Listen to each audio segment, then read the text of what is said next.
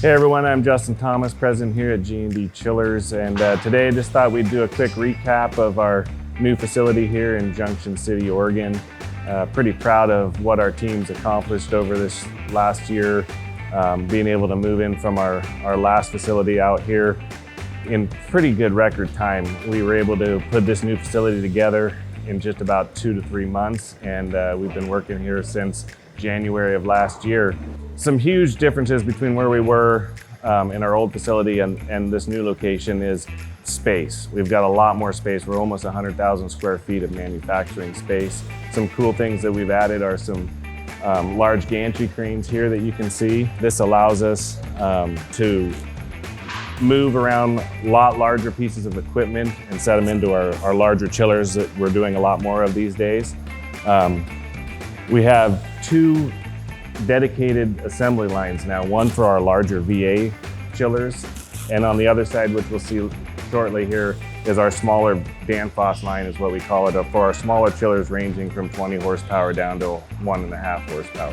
Another thing that the larger space allows us to have is a stocking warehouse. Back there, we've got about 15,000 square feet of stock components, our compressors, our condensers, pumps, etc. This allows us to tighten up our lead times and not have to worry about supply chain issues like we've had to in the past. We try to stock every component that we have on our chillers, and this allows us to really take good inventory of what we need and what we have. So this here is our VA production line, our larger chillers, usually starting around the 30 horsepower range and going all the way up to around 300 horsepower. All of our stations now have plumbed in nitrogen lines to each station, which allows us to purge properly for brazing our copper pipes on all our refrigerant lines. This has been a huge savings for time and really increasing productivity and of course quality control. As we continue down, you can see some of our larger custom chillers. So these chillers we build typically off our standard production line. This allows us the space to work on these larger custom units without disrupting the standard VA line, which has been huge again for productivity, and allows us to kind of think outside the box even more so because we have the space to try new things. Another huge bottleneck in our old facility was our run test station. It takes a lot of space to be able to run these chillers. We run everything under a load so that it's properly charged with refrigerant, tested for leaks, etc.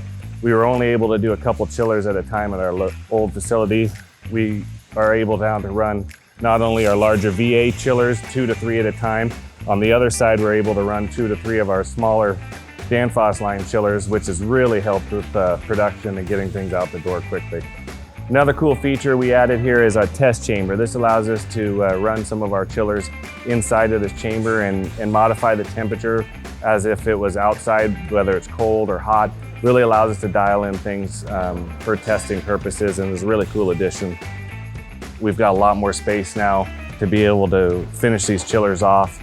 The larger chillers specifically indoors, not slowing down production, and really these guys are doing a good job. They are the last people to touch these chillers, and some of the most important things that are done here.